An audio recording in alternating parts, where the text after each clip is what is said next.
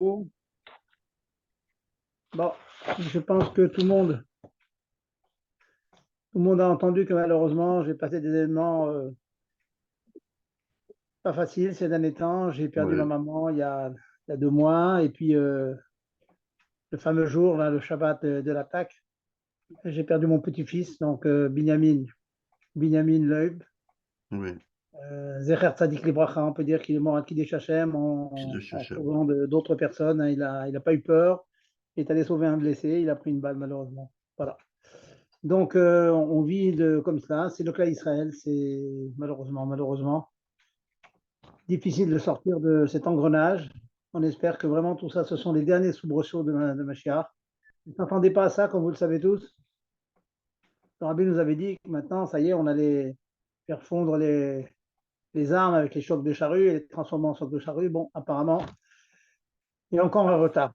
Mais en tout cas, une chose qui est certaine, que le Rabbi a dit et répété, on a la force, on a la force, le clan d'Israël il a la force d'agir et de combattre avec nos Khaïlim. Quelqu'un qui fait un Teilim, regardez les listes de Teilim qui ont été distribuées par la Rabbanout Tarashit dans notre Israël, par les Rabbanei Chabad, faites, choisissez ce que vous voulez, mais premièrement, il faut le faire, et deuxièmement, le point que j'ajoute, sur lequel je reviens à de nombreuses reprises, que j'ajoute, c'est que avoir la conviction, comme le Rabbi l'avait dit à des enfants, avoir la conviction que c'est ma participation réelle à la guerre. Il y a toujours eu la tribu de Lévi qui restait dans la voie d'Hachem, alors que le cas d'Israël allait en guerre, dans la première conquête, que ce soit aussi bien les Milchemet Mitzvah, hein, les guerres obligatoires, que les guerres facultatives, Milchemet Reshut. Il y a toujours eu donc les guerriers qui étaient au front, et puis il y avait un autre front, et le rabbi m'a dit que ce front-là aussi est au moins aussi important que le front réel, c'est faire un Teilim, faire un Limud Torah, faire une Mishnah, étudier, enseigner, faire du chesed autour de soi, ça augmente le sroud du cas d'Israël et ça sauve des chayalim. Et ça nous fait gagner la guerre. Voilà. Même c'est des mots qu'il faut se répéter tous les jours, tous les jours. On fait partie de l'armée, on fait partie de Tsahal d'une autre manière. Il y a les guerriers, il y a l'intendance, il y a la première ligne, la deuxième ligne, et bien, il y a la ligne de la tribu de Lévi qui s'investit, donc surtout nous qui sommes en à l'arrêt, qui ne sont pas compétents pour aller prendre des armes, mais notre arme à nous, hein, c'est notre villa, hein, c'est notre filin, c'est notre limoud, Aldat, Altada de Achi, avec dans la tête la conviction que oui, j'apporte ma cote-part à la victoire finale en étudiant, en priant, en ajoutant pour les événements tragiques que nous vivons maintenant. Voilà donc le premier mot que je voulais dire. Et donc, c'est comme ça. Bon, donc, personnellement, c'est mon année de deuil, de Riouf et tout. Et donc, je ressens encore plus profondément donc, cette période qui est difficile, difficile. On a des nouvelles tous les jours de ceux qui sont en Israël. Voilà donc le premier point que je voulais dire. Le deuxième point, c'est on est dans la parashat Lech Lecha. C'est ce que nous disent les rébellions. Ils nous disent que parashat Bereshit, elle est joyeuse, la création du monde et tout, mais elle finit mal, avec le début du déluge. Noir, c'est triste, c'est le déluge, puis c'est la tour de Babel. Et puis enfin, la fin de Noir, c'est Lech Lecha, c'est les voyages de Abraham Avinu pour diffuser la Eloku dans le monde. Alors, une écoudin qui est répétée en chassidoute que je voulais vous dire ce soir en quelques mots. Avant Mabino, après certains 3 ans, d'autres à 40 ans, il a été Makiret Boro. Il a connu son créateur. Il avait cette force tout seul. Sachez que pas beaucoup de gens qui ont cette force-là. Un jour tout seul de découvrir Dieu, que les statuts ça n'avait aucune valeur, que toutes les philosophies n'avaient aucune valeur. Il y avait un Djem Hashem Echad, il a retrouvé, et il faisait Afatsa. Il faisait Afatsa Marianot, ma tante à 4 portes, vous savez tous. Il y avait une tente qui, à tous les points cardinaux, elle était ouverte, puis tout le monde venait, et puis il leur donnait à manger, il leur demandait de faire avec la Amazon, comme vous savez, ceux qui refusaient, ils payaient très cher, les autres, c'était gratuit. Qu'est-ce que la parashat Lech Lecha apporte par rapport à tout le travail qu'a fait Abraham de lui-même avant? Lech Lecha, c'est un tzivouille. C'est toute la différence entre Metsuvé VOC et Eno Metsuvé VOC. L'Alacha allonge beaucoup sur ce sujet. Est-ce que celui qui fait ça parce qu'il a compris, il est plus grand que celui qui fait ça parce qu'on leur donne, ou bien c'est l'inverse. La halakha, c'est que celui qui est Metsouvé VOC, celui à qui on donne un ordre et qui obéit à l'ordre, il est plus grand que celui qui a compris que c'est la vérité, il le fait. Pour diverses raisons, ce n'est pas le sujet de ce soir. Mais en tout cas, à partir de l'Ech Lecha, Abraham Avinu est passé du Koach Atzmo, Atzmi, aussi fabuleux soit-il, aussi grand que soit-il, mais il est arrivé Atkan, Atshiagiu, l'homme, l'Adam. Combien peut arriver l'homme par sa philosophie, par sa force, par son. Imaginons un petit peu les grands tzadikim, peut aller très très haut dans la perception divine dans le monde. Mais il y a un deuxième shlave, une deuxième étape, c'est Dieu qui nous demande quelque chose. Quand ça vient de Dieu, alors c'est déjà tout à fait une autre dimension. C'est le même part, la même distance entre le fini et l'infini. C'est un commandement divin, ça devient infini. Abraham, à partir de l'Achlecha, il travaille avec l'infini. Et donc, il peut mettre ça dans la tête de tous ceux qui sont autour de lui. Je travaille pour Dieu qui est infini. C'est pas de moi-même, c'est pas que je suis un homme bien, un homme qui a des valeurs, un homme qui est moussarique, qui a une morale élevée, comme Baruch Hashem, il y en a, mais c'est plus que ça. Plus qu'une morale élevée, plus qu'un homme très très grand, qui a des midotes extraordinaires, qui a des qualités extraordinaires. Je suis un chénière d'Hachem. C'est Hachem qui m'envoie maintenant diffuser la chose. Alors vous allez dire, tout ça, c'est une vieille histoire. Ben non, c'est pas une vieille histoire. Tout ça, c'est pour que nous soyons convaincus que quand on est méfit la Yahadut, quand on est à Loud, quand on est dans un Betrabad, on met des tefilines à quelqu'un, je dis une petite parenthèse, d'ailleurs, mon gendre, chez Yirié, le jour du Espède qui a fait pour son fils, il a demandé que fasse l'effort de faire une peau de tefilines jusqu'au chiffre 15 000. C'est énorme, énorme. Et bon, Hachem, beaucoup de gens s'y sont mis. Et une chose très, très intéressante, il y a eu beaucoup de cas où les gens refusaient. Les gens refusaient. Dès qu'on disait que on mettait des tefilines, les Ilou Nishmat, de quelqu'un qui est tombé au combat, tout le monde était tefilé. Il y a même un petit maracé, comme c'est une petite anecdote, au retour d'Eretz Israël, il y a quelqu'un qui est sorti de la cabine de pilotage avec son habit, la fierté israélienne. Et quelqu'un a demandé de mettre des tefilines, il a regardé avec un peu de condescendance. Ah, j'ai autre chose à faire maintenant que mettre des tefilines. Mon gendre a tiré son portable, son iPhone, et il a monté une photo de son fils en tenue militaire. Et on voit les yeux comme ça, le pilote, il a enlevé sa veste et il a mis les tefilines. Ça, on voit l'achdout dans le cas Israël. Même des gens, des smolanites, hein, vous êtes Israël, des gens de gauche, ils ont compris maintenant qu'il n'y a pas la gauche, il n'y a pas la droite. Le cas Israël, c'est Chazal. Oui, j'ai la Am Israël Chai, c'est tout. On est le même peuple. Je sais que maintenant, il y a des grosses divergences politiques et très, très profondes. Hein, il faut bien les comprendre. Très, très profondes. Il n'en reste pas moins que, voilà, quand on est en cas de danger, alors c'est fini. Tout ça, c'est effacé. Il faut faire en sorte que sans avoir le danger, qu'on soit dans cette même mardoute. Donc voilà, il a vu un Haridi, un Chabadnik, avec une grosse barbe, casque sur la tête, qui est tombé au combat, il a mis des tefilines. Tout le monde, tous les peuples du monde, Yarum Meka, comme le Rabbi rapporte, quand on vous voit avec les tefilines, eh ben vous avez l'arme absolue. C'est l'arme absolue, on est sûr qu'on va gagner. Donc voilà. Je finis donc avec Abraham, avant de passer au halachot. Donc, nous sommes des descendants d'Abraham, Isaac, Yaakov, donc nous avons maintenant le tzivouille. On n'est pas avant l'Echlecha, on est après l'Echlecha. Va pour toi, va à ton essence, va à tout ce que tu es, va l'essence divine qui est en toi, travaille avec et diffuse la Eloku dans le monde. Il ne faut pas avoir peur de le dire.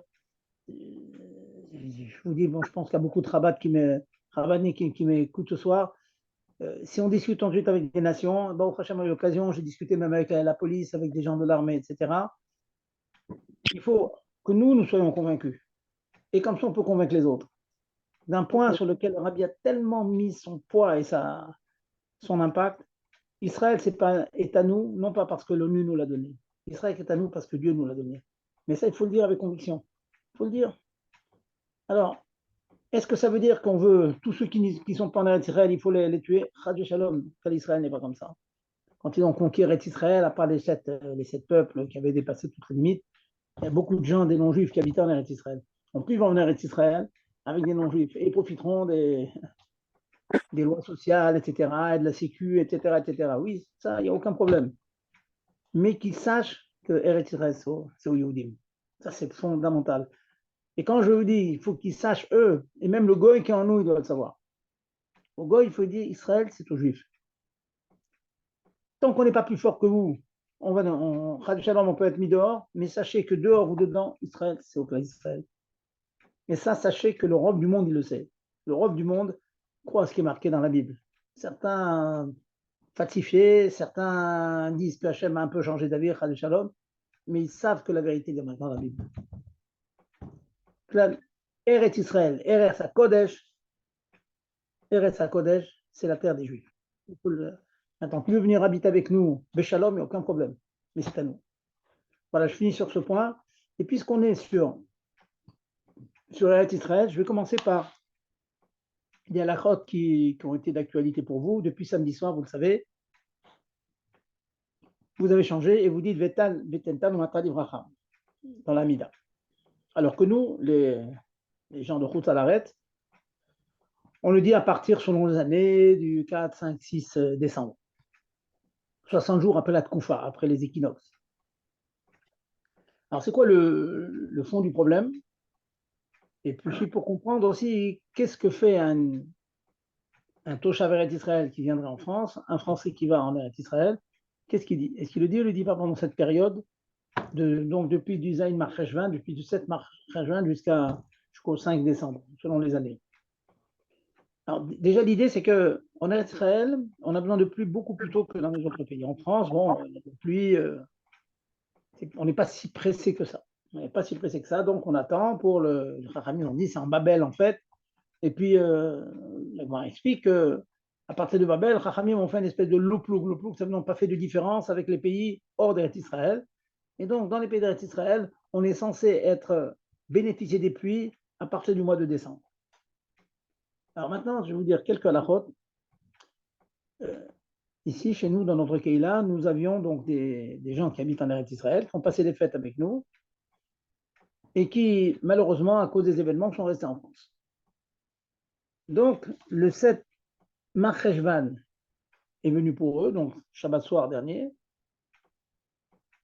Ils demandent, alors, est-ce qu'on dit comme le pays où on habite, ça veut dire Eretz HaKodesh, ou bien est-ce qu'on dit comme les habitants de la France, on ne dit pas Veten Tal ou Matar, on dit Veten Bracha. La réponse est, je vous dis tout de suite que les psakim que je donne sont de grosses discussions dans les possibles.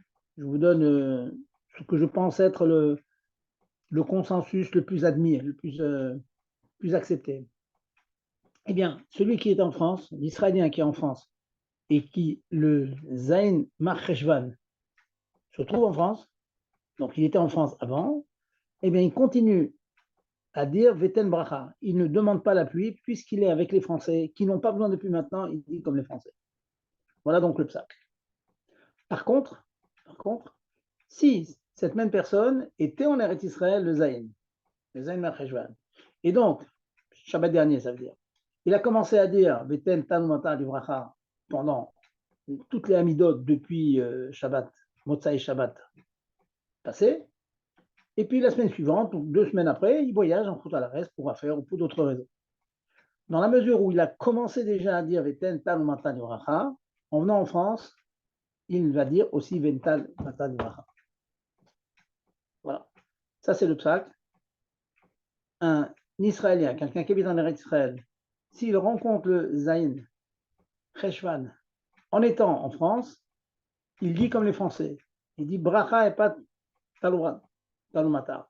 Si il était en Eretz, il a commencé à dire Talumata. Après, il voyage en France, il dit comme l'Israélien. Un détail important, je suis bien passé pour le dire parce que maintenant j'ai un chiyuv. Hein, vous savez, le chiyuv, c'est compliqué, il faut être tous les minyanim. Pour le Rio. Eh bien, celui qui a un chiyuv, imaginons que je viens de vous dire, c'est un Israélien qui a un chiyuv, il est en France maintenant. Je viens de vous dire qu'il dit Vetental Matar, mais il ne peut pas dire Tental Matar dans un minyan qui se trouve en Chutz Alaret en France, puisqu'en France, personne ne le dit. Alors là, la ça peut être étonnant, mais c'est comme ça. lorsqu'il fait sa tfila belachash, lorsqu'il fait sa tfila à voix basse pour lui, alors il fait comme un Israélien, puisqu'il a commencé en Eretz Israël. Il a dit Tental Matar, le Zain, Zain Macheshvan. Il est resté une semaine ou quelques jours en Eretz Israël. Il est venu en France. Il continue à dire Tental Matar, mais quand il fait la Chazara Tachat, quand il fait la Chazara, la deuxième Amida qu'il lit pour le Tzibour, alors là il dira comme les autochtones, comme les gens d'ici. Donc il dira Beten Bracha seulement. Intéressant comme halakha. Maintenant, je vais ajouter un point très très intéressant. Je disais que si cette personne est en Eretz Israël, habite à Eretz Israël et maintenant il se trouve à Paris. J'ai dit, étant dans la mesure où il se trouve à Paris, bon, moi hier, enfin en route à l'arrêt, et qu'il était le Zayin Rejvan, il dit comme tous les Français. Mais il y a une chose qu'il peut rajouter, beaucoup de postes qui me parlent de ça, il peut ajouter dans la bracha de Shomea Tefila. Vous n'êtes pas sans savoir que lorsqu'on fait une tefila et qu'on a une bakasha, on a une requête à présenter devant Dieu, il est bon, si on demande une guérison, dans la bracha de Rofer Cholim, on demande à Dieu. C'est une mitzvah de la Torah, n'oubliez pas. Hein. Quand vous avez un besoin, demandez à Hachem, c'est une mitzvah de la Torah. Je demande à Hachem, refoua. Maintenant, vous avez autre chose comme requête, une autre, qui n'est pas prévue dans les 19 bénédictions de notre Amida. Alors, cette requête, vous demandez dans Shomea Tefila, juste avant de dire Kiata Shomea Tefila Kopé, juste avant de dire Kiata Shomea Kopé, vous demandez ce que vous voulez à Hachem. Alors, l'Israélien qui est en France, le Zaïn, donc il continue comme les Français, il dit pas Vetental Matar. Mais quelque part, il se désolidarise des Israéliens. Or, lui est Israélien. Alors, beaucoup de postes qui me disent qu'il peut dire la phrase suivante, c'est très joli, notez-la. Quand il arrive à Shomea Tefila, il dit Vetental Matar les Artsenu Akdusha. Et donne la rosée et la pluie aux Artsenu Akdusha, pour les Toshavim d'Eretz Israël, et même de tous ceux qui sont dans les environs. Donc voilà la phrase. Un certain livre Ten Talumatar, les Bnei Eretz Israël, ceux qui habitent en Eretz HaKodesh. En tout cas, vous ajoutez un noussar comme ça, ce qui fait que, d'un côté, vous continuez comme les gens qui sont en route salariée dans votre amida, mais vous vous permettez d'ajouter un plus, une requête supplémentaire, pour être toujours solidaire de vos voisins d'Eretz Israël, puisque dans l'année, vous habitez en Eretz Israël. Très intéressant comme halakha. Ça montre d'abord la solidarité, et ça montre que quand on habite Eretz Israël, qu'on est en route à l'arrêt, on n'est pas redevenu complètement un khoutnik. On reste toujours attaché à Eretz Israël. Et donc, mentionner cette bracha dans la bracha de Shomea Tefila. Une question, Ra? Voilà donc. Une question? Alors, il y a des questions là-dessus? Allez-y. J'ai une question, oui, Ra. Oui. Admettons que l'Israélien, il arrive, il a un chiyuv, donc il fait la chazara, et donc pour lui-même, il va dire Vetental Bracha le Bracha, et pour le minyan, il va dire Bracha. Mais admettons, c'est peut-être très rare, que le minyan dans lequel il va prier, c'est des amis à lui qui sont venus d'Israël, et il y a un minyan que d'Israéliens. Donc, tout le minyan, c'est des Israéliens? Oui, je donne ce cas. Bon, Bon, c'est un cas, on va dire, un cas théorique comme ça, effectivement. Donc, même qu'il a fait, si tous c'est d'Israéliens, donc c'est quoi l'union en fait? C'est l'union que vous connaissez, qui s'appelle l'Otit Godedou. Ne faites pas des gdoudim, ne faites pas des parties comme ça, mi-flagote. Mais si maintenant tout le monde, c'est un groupe de vacanciers, par exemple, de touristes qui sont venus passer les vacances en France, il n'y a aucun problème que même dans la Chazara, ils disent Vetenta ou Matal Bracha, il n'y a aucun problème. très bien. Autre question? N'hésitez Oui, pas. s'il vous plaît. Oui, j'écoute. Peut-être avant les questions, je vais donner le cas inverse, parce que là, je vous ai parlé du cas du Israélien qui est en France. Maintenant, le cas inverse. Oui. Disons que je prenne l'avion maintenant pour aller en Israël. Maintenant, je dis Veten Bracha, je ne dis pas Veten Talumata. Excusez-moi, peut-être parce que c'était au bon moment de vous poser cette question, cette fameuse question sur le Chot Yom Tov, puisque vous avez mentionné l'importance et l'influence de la terre où on Oui, se alors trouve. ça vous dérange pas, laissez-moi juste finir ce Ah que bon. je suis en train de dire. Comme ça, j'arrive à une shlemut dans la halachot, après je réponds à vos questions. D'accord? Alors, je parlais donc du français qui va en Eretz Israël et ce qu'il fait lui. Alors, c'est facile à retenir. Le français qui va en Eretz Israël, il fait la tfila comme l'endroit où il est. Ça veut dire quoi? Il va en Eretz Israël, il dit Vetantalumata, comme israélien. Et quand il rentre en France, il reprend et il dit Vetel Bracha. C'est facile à retenir là. Vous voyez, donc celui qui est le français qui va voyager en Eretz Israël, en Israël, il dit comme israélien, en France, il revient après comme les Français. Juste un petit, un petit rajout encore intéressant, c'est que quand il revient d'Eretz Israël, dans la mesure où il a commencé à dire Veten Tagmata Libracha pour les Bnei Eretz Israël, puisqu'il était en Eretz Israël, étant donné qu'il a commencé, beaucoup de postes qui me disent, c'est pas obligatoire, mais c'est comme de toute façon dans Shomer Tefila, on peut ajouter des bakashot, des requêtes autant qu'on veut, donc ça, on ne paie rien de maintenant qu'on est rentré en France, mais qu'on a commencé à dire en Eretz Israël, a commencé à dire Veten Tagmata, on peut dire dans Shomer Tefila, on rajoute, on fait la tefila comme les Français, mais dans Shomer Tefila, Belachaj, on dit Veten Talmata, les Artenu Akdosha. Voilà. Ça, je vous ai fait donc une shlemout donc de ces halachot, hein, on parle de Klushat Haaret, bien de savoir qu'il y a quand même des petits chiloukim. Non, c'est très profond, c'est un grand siman hein, sur ça. Et voilà, je vous donne le Bikitsour, et c'est quelque chose qui est très d'actualité. Il y a beaucoup de gens qui voyagent, des gens qui reviennent d'Israël, des gens qui voyagent en Israël, donc savoir comment faire dans ces cas-là. Voilà, j'écoute votre question maintenant, allez-y.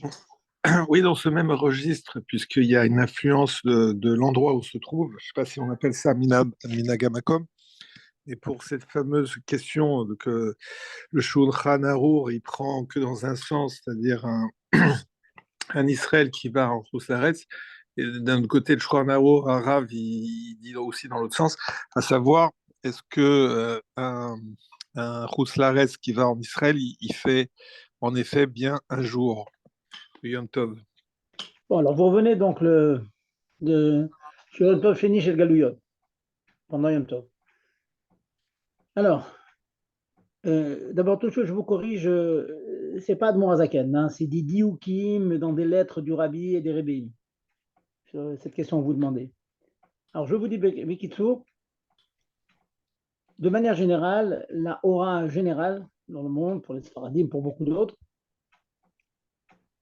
quelqu'un qui habiterait en France et qui va en Eretz Israël, il doit faire 2 jours.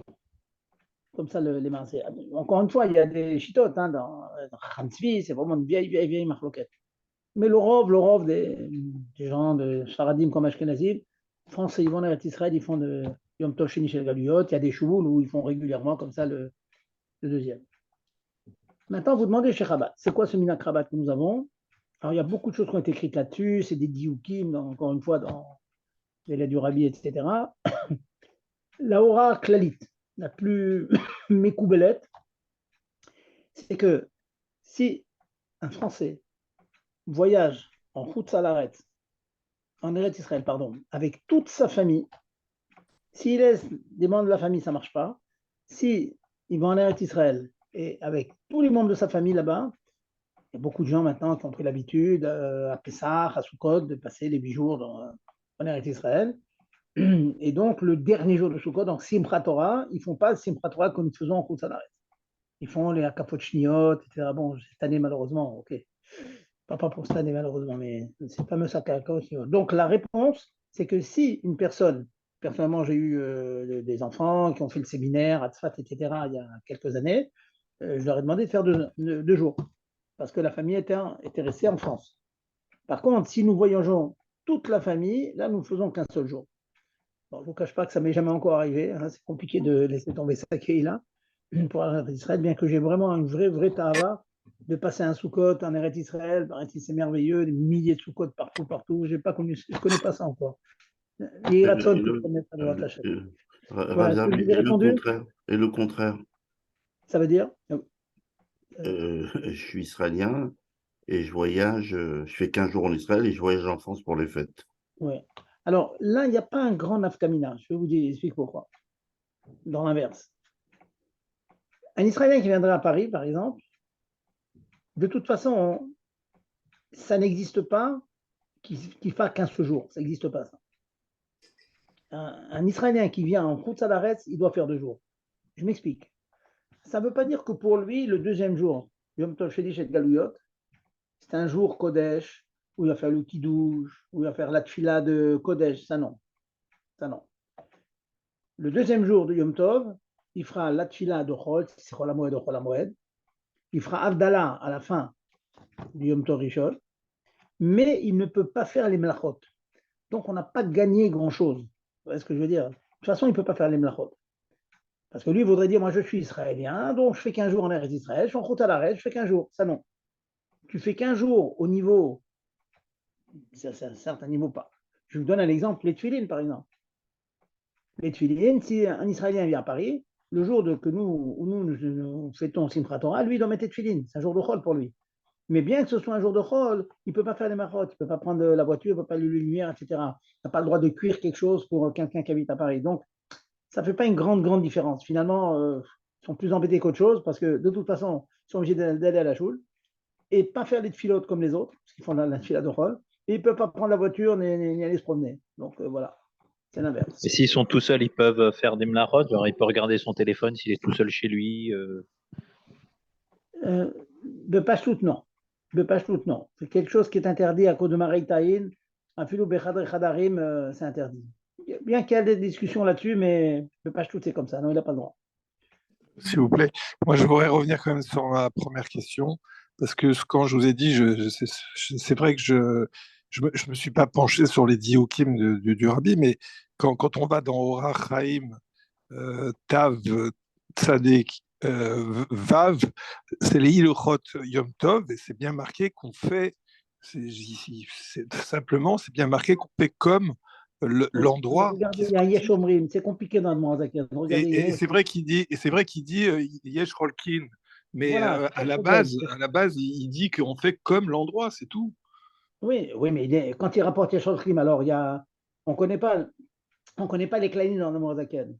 Dans le Mechaber, dans le Bet Yosef, dans le Shulchan Aruch, c'est marqué Stam Beyesh, une première avis, puis vous avez Yesh Omrim. Alors l'Alacha, c'est comme le Stam. Mais dans Admourazaken, on n'a pas ces Klaïm-là. Un jour, le Rabbi a dit il faudrait que quelqu'un s'attelle à cette tâche d'essayer de démontrer qu'il y a des klalim dans le Mourazaken. Il n'y a pas des klalim comme ça, que quand il dit Stam Beyesh, Alakha est Stam comme Beyesh. Donc, c'est la raison pour laquelle les gens ont demandé au Rabbi, et bon, le Rabbi a fait un tas de dioukim. Donc, ce n'est pas du tout évident de dire que c'est comme ça la chita de Mourazaken. Vous voyez, par contre, d'après les lettres des Rebbeim, oui, pour Pessah, par exemple, le Rabbi Rachab, bon, il disait que pour le deuxième jour, pour Pessah, il dit je ne veux pas manger du Hametz le deuxième jour, si je suis en Eretz Israël. Le Hametz, c'est une clipa spéciale. Donc vous voyez que, alors que si vraiment on fait qu'un jour, c'est un jour, c'est comme Nigmar, comment les gens qui habitent en Eretz Israël. Donc vous voyez que ça reste quelque chose qui n'est pas très clair. Il y a des rabbanim qui sont penchés sur la question. Il y a le Dayan de Londres, Bratkin a écrit longuement là-dessus.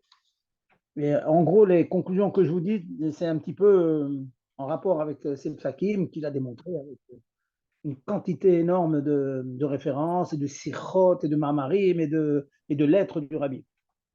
Bon, mais Tarlis, c'est quoi votre question? Qu'est-ce que vous voulez savoir exactement? De mon côté? Oui, vous demandez quoi? Le diouk ou bien vous demandez comment on fait? Comment on fait, je vous l'ai dit. Oui, non, mais de toute façon, je veux dire, moi, ça fait bien longtemps, depuis que je voyage souvent, pour nous, franchement, on est beaucoup plus à l'aise en faisant comme les Israéliens. Mais, Mais vous habitez où? mais Vous habitez en France? Vous habitez en France? oui, Ah, vous habitez en France? Ah oui. Alors, si vous voyagez en famille, ah, mais c'est sûr, c'est énorme. Ça vous donne plus de jours de Chol HaMoed, c'est plus de jours de vacances, il faut le dire, ça c'est évident. C'est sûr, c'est évident. En plus, se faire un Simchat Torah tout seul, comme ça, ou en petit groupe, avec un petit minyan, alors que tout le monde a fini, bon, je le concède. Mais bon, si un jour vous avez votre femme seule, ou vous seul, et vos enfants sont à Paris, ça, il faudra faire 2 jours. Ça, on ne peut pas changer. Il faut vraiment que toute la famille aille pour faire 15 jours. Bon, écoutez, Voilà, ça c'est le plat. Maintenant, les discussions, elles sont ouvertes. Charé à chez l'autre, les portes de. Oui, oui, j'ai l'impression. Ouais. Et Voilà. sinon, est-ce que si c'est de peur d'oublier, je voulais vous demander, est-ce que c'est pas du même registre, est-ce que pendant une fois que Shabbat est rentré, on peut se permettre pour faire de la place à la choule de plier des talitotes en pile. C'est des talitotes qui ne nous appartiennent pas forcément, mais les plier pour faire du rangement, mais le Shabbat est rentré. Est-ce qu'on a le droit? Écoutez, c'est pour faire de l'ordre dans la choule, vous les pliez de manière que vous ne les mettez pas dans leurs plis. Maintenant, d'ailleurs, je vois à la choule, au bout d'un moment, quand ils sont un peu usés, les plis, on ne les voit plus. Juste, vous les pliez comme une serviette de toilette. Comme ça, vous avez le droit. Comme une serviette de toilette, vous voyez. Mais il ne faut pas être macpi de les remettre bien dans les. D'accord. Voilà. Merci beaucoup.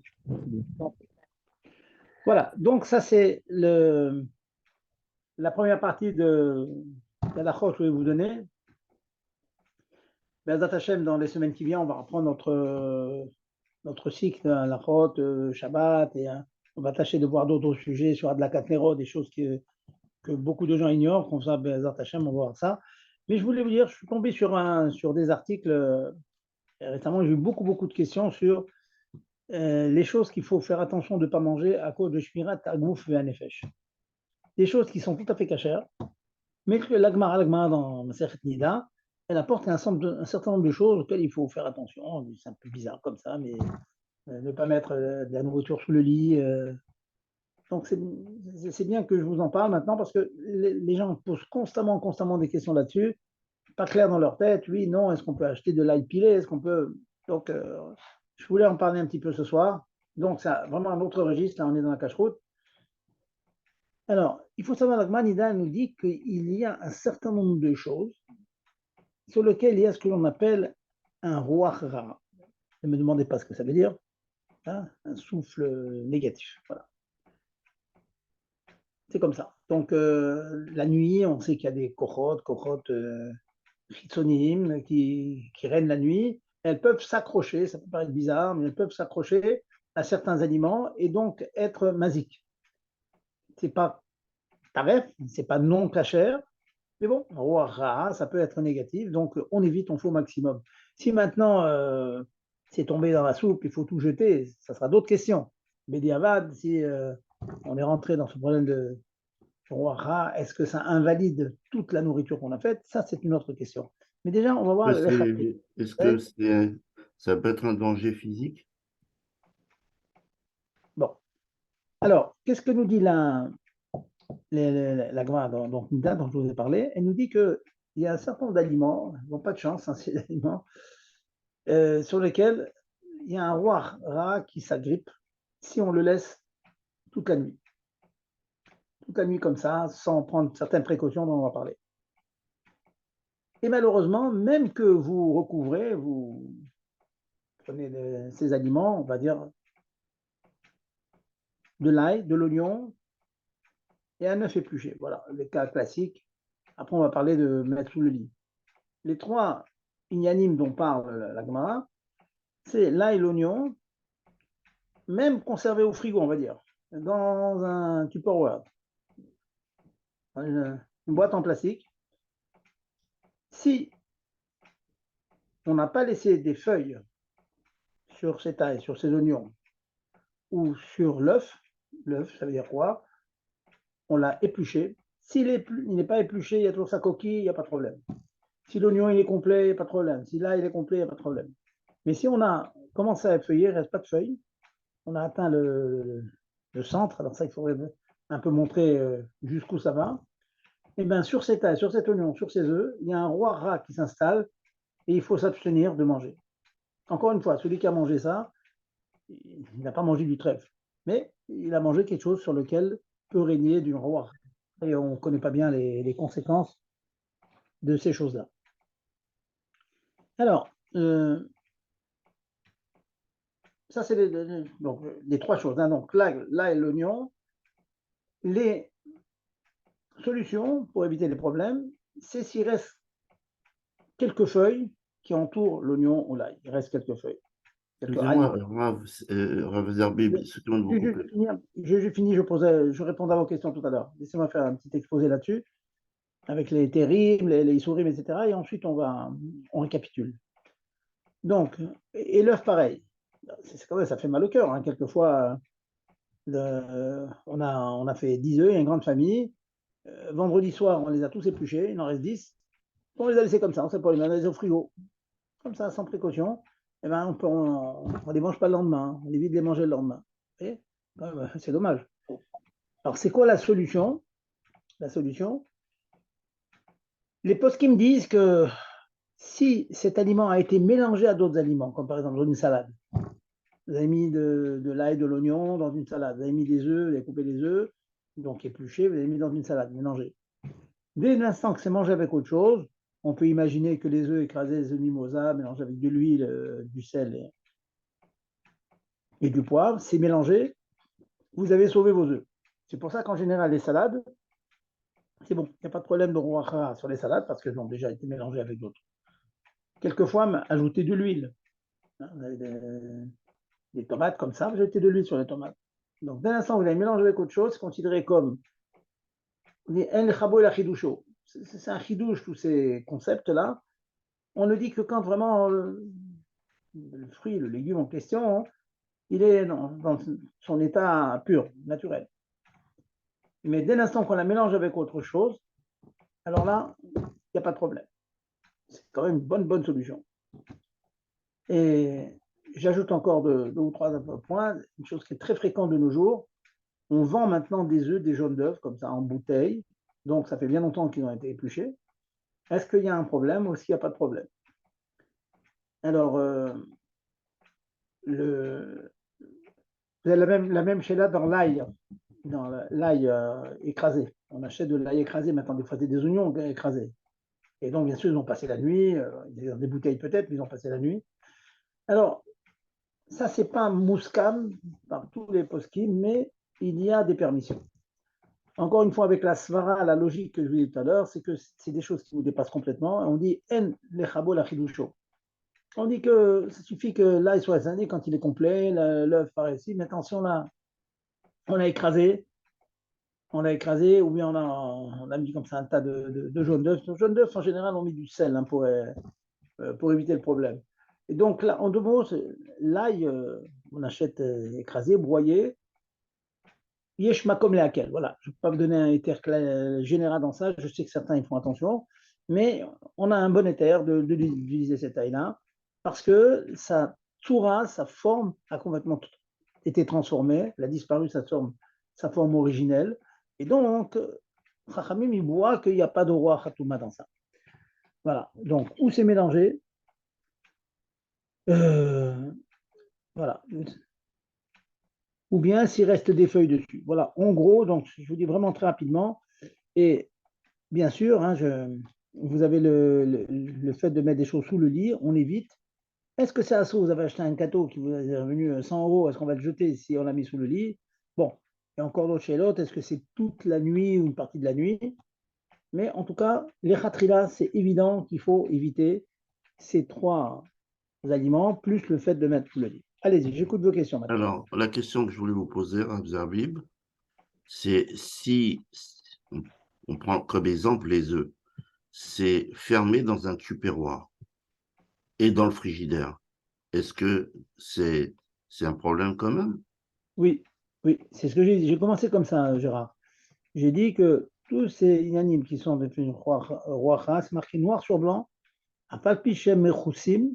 En plus, vous savez, c'est Admour Hazaken, hein, c'est dans Shmirat Agouf et Nefesh, c'est dans le dernier volume du Admour Hazaken. Ce qui est intéressant, c'est ce que vous avez dit. Vaut mieux alors, vaut mieux éplucher. C'est intéressant, c'est que le Shulchan Aruch, bien que ce soit marqué dans la Gemara, dans le Talmud, le Shulchan Aruch n'importe pas, c'est à la faute. C'est pour ça que quelque part, Yeshmakom Leakel, si c'était vraiment si terrible que ça, le Bet Yosef, le Rama aurait dû rapporter ça dans le Shulchan Aruch. C'est pas rapporté dans le Shulchan Aruch. Par contre, Admor Haken, il rapporte. Admor Haken, il rapporte ça. Et je sais que le monde Hardi fait attention à ces choses-là. Vaut mieux éplucher les œufs le lendemain alors. Oui, si vous avez un œuf, comme je vous dis, on a épluché les œufs. Il ne faut pas les éplucher les œufs. Mais si vous avez épluché des œufs durs par exemple, vous avez mis dans un tupperware, dans le frigo, mais épluché comme ça, sans mettre auparavant ni de l'huile ni du sel, pouvez sauver la situation en faisant une salade, en mettant de l'huile de sel. Donc, vous avez fait nishtane tourato, vous changez un petit peu la toura générale. Dans ce cas-là, on peut être mekil. Mais si pachout, et ça je sais, hein, dans beaucoup de familles, c'est comme ça, des grandes familles, dans beaucoup d'œufs comme ça, ils épluchent tout, et puis les enfants, ils ne mangent pas le soir, ben, le manger le lendemain. Donc, il faut vraiment avoir la précaution, la présence d'esprit, d'ajouter quelque chose, du sel, du poivre, de l'huile, etc., pour pouvoir les manger le lendemain. Très bien. Autre question? Pas de questions sur un Shmirat Haguf et Nefesh? Bon. C'est peut-être juste, Rav Zerbi, si jamais on a un safek, ça veut dire en général on met du sel sur, voilà, typiquement on épluche le jeudi soir pour pouvoir préparer Shabbat le vendredi dans la journée. Et, d'habitude on épluche les oignons, on les émince et tout, et en général on met du sel. Et puis un vendredi on se pose la question, mais est-ce que hier soir on a pensé à mettre du sel? Alors est-ce qu'on est marmire ou est-ce qu'on peut quand même les manger? Si on a l'habitude de le faire, mais je sais pas, là on pense, on sait plus si on l'a fait ou pas. Si votre habitude fait que ça, vous avez comme une espèce de chazaka, on va dire. D'accord. Une chazaka, c'est-à-dire en général, votre épouse ou vous-même, vous le faites, on peut être sommaire sur la chazaka comme Isama vous l'avez fait. Mais vous savez qu'il y a des gens qui n'ont pas de chazaka. Des fois ils savent, des fois ils ne savent pas. Donc si c'est khati, j'ai envie de vous dire, sans vouloir être trop serre encore une fois, hein, dans tout ce que je suis en train de vous dire, on ne peut pas dire que c'est assourd. Vous voyez, on ne peut pas dire que c'est assourd. Mais la anaga que l'on a, qui rapporte à la Nouraken, que les khatrila on évite, elles disent que si donc il y a un safek, il faudrait aussi être marmire, vous voyez. Sauf s'il y a une chazaka, comme vous dites, je sais qu'il y a des gens qui le font régulièrement, mais bon, ben, là, ils ne s'appellent pas très fait. Pas de présomption. Allez, Sinon, il y a question. Allez-y. quelqu'un qui n'a pas l'habitude, vous dites quand même yesh pas comme hier quoi. Voilà, absolument. Absolument. C'est que c'est embêtant, hein, ces choses-là. Hein, j'ai envie de vous dire, là, l'oignon et les œufs, il faut prendre l'habitude. Dès qu'on commence à couper et tout, ou on garde des feuilles, ou on met quelque chose dessus. Comme ça, hein, ça évite les problèmes.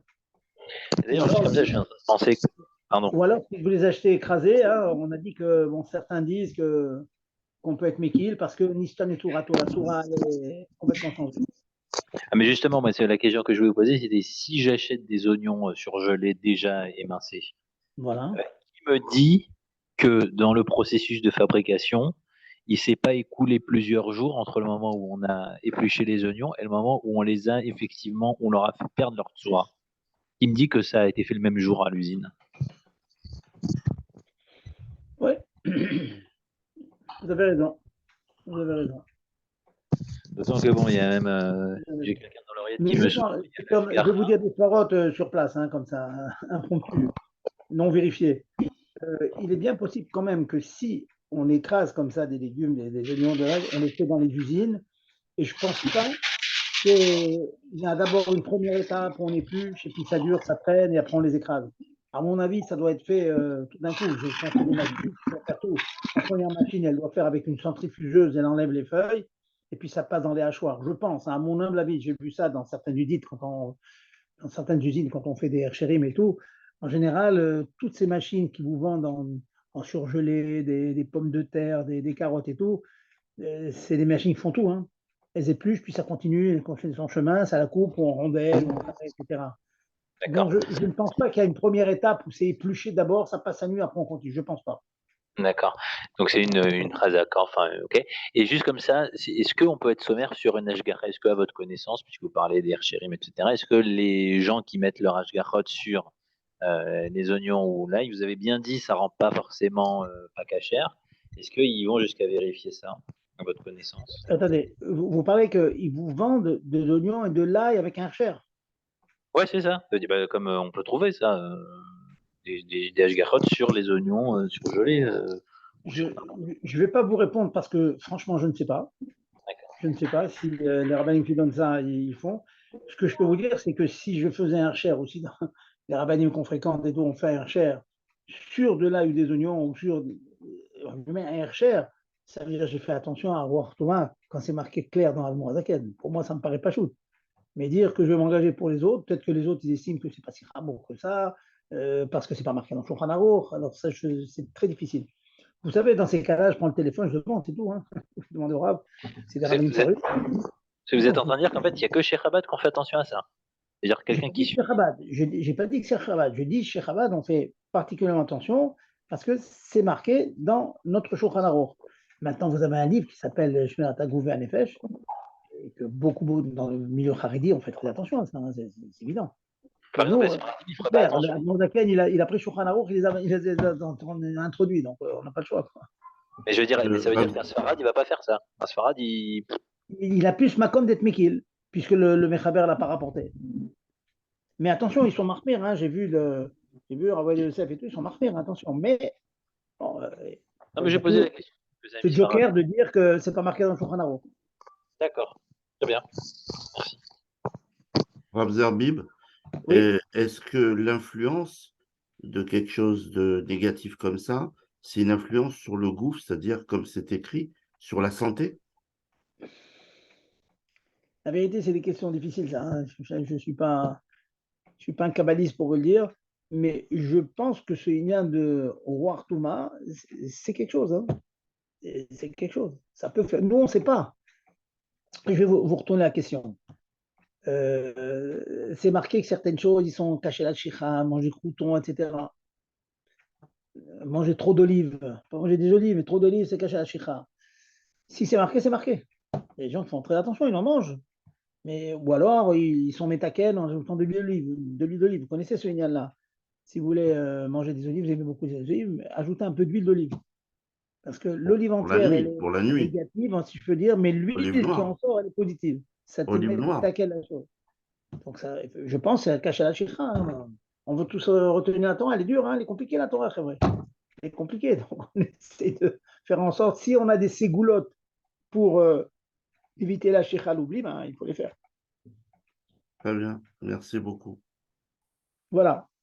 Je vais finir, il me reste que 2 ou 3 minutes. Bon, c'est la reprise, hein, on reprend doucement, gentiment, avec une Mitsuga qu'on a récemment étudiée et que, surtout en France, il y a beaucoup de négligence. Donc là, j'en branche sur Ilchot Shabbat. Vous avez certainement entendu que certains se permettent, quand ils vont à la choule avec un enfant, etc., que l'enfant commence à faire des histoires, eh bien, qu'ils prennent leur enfant et puis ils le portent. Ils le portent, ils le ramènent à la maison, parce que l'enfant fait des histoires. Alors la question se pose, est-ce qu'il y a un éther là-dessus ou est-ce que c'est une faute? D'abord, sur quoi est basé ce éther? Vous avez bien compris la question, hein? Donc, porter un enfant dans la rue. Le éther que certains, je suppose que c'est ça en tout cas, ceux qui se permettent de faire ça, il est basé sur le fait qu'il a ce qu'on appelle Tarté des Rabanan. L'immense majorité des rues extérieures de nos jours, sauf dans les endroits où il y a Chichimribo, il y a les Champs-Élysées, Manhattan et tout, l'immense majorité, c'est carmélite.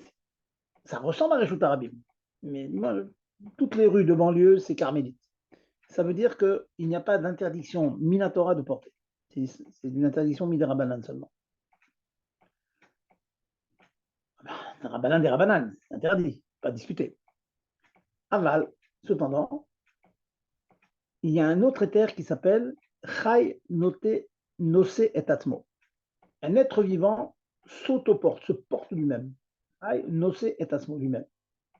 Qu'est-ce que ça veut dire, ça aussi, il faut comprendre. Quand on a un être vivant qu'on tient, quelque part, il fait des mouvements, il a comme ça des mouvements qui font qu'il s'allège un petit peu.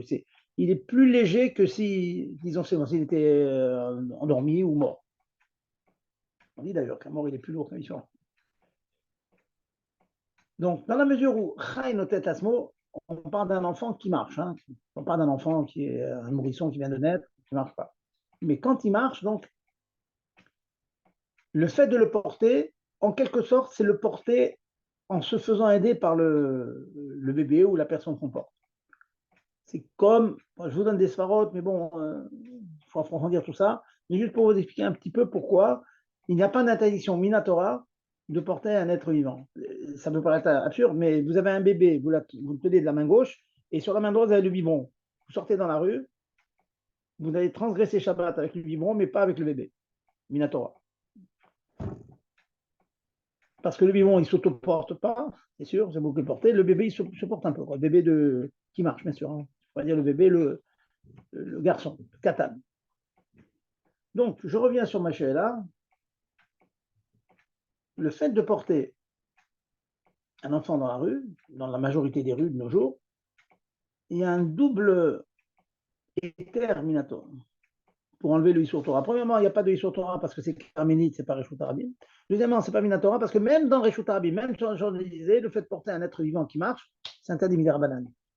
C'est ça qui permet à certains de dire, bon, bah, puis c'est un trait des Rabanan, comme genre Xéra, les Xéra, on va dire, donc on pourrait permettre. Sachez que Magal Abraham et Admor Zaken disent que c'est une erreur. On n'est pas sommaire sur ce Xéra, les Xéra. On ne porte pas une personne, un enfant qui marche lui-même, on ne porte pas. On peut donner des svarot, on peut donner une logique. Premièrement, le carmélite ressemble beaucoup au Reshut Harabim. Hein. Vous savez, une rue, parce qu'il n'y a pas 600 000 personnes, ça ressemble beaucoup à un domaine public, c'est évident. Enfin, la différence entre une rue où il y a 600 000 personnes ou moins, c'est très compliqué. Deuxièmement, porter un enfant, certes, ce n'est pas un Surminatora parce que l'enfant, il se porte un peu lui-même. Mais finalement, la tmounade de l'acte qui est en train de faire, la photo générale, finalement, je prends un objet, je le lève. Donc c'est vraiment, c'est pas comme le porter avec un chinouille sous le chapeau, comme on a vu des cas comme ça les années passées. Vous le portez. Alors c'est vrai que le fait qu'il se porte lui-même, ça enlève l'interdiction de la Torah. Mais la tmouna, comment elle apparaît, c'est un acte de porter. Donc, carrément interdit. Voilà donc le psaque. Donc ça, soyez mefarsem, le psaque. Maintenant, ok.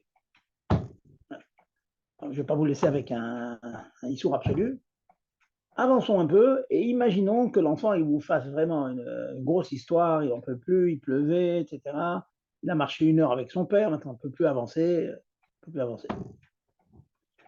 Il y a, avec ces deux idées que c'est un double des Rabanan, comme Xéra l'exéra, si l'enfant fait une histoire, il a beaucoup de mal à avancer, il est très fatigué, un enfant, très souvent, on lui donne dans la Gdara le statut de Cholé.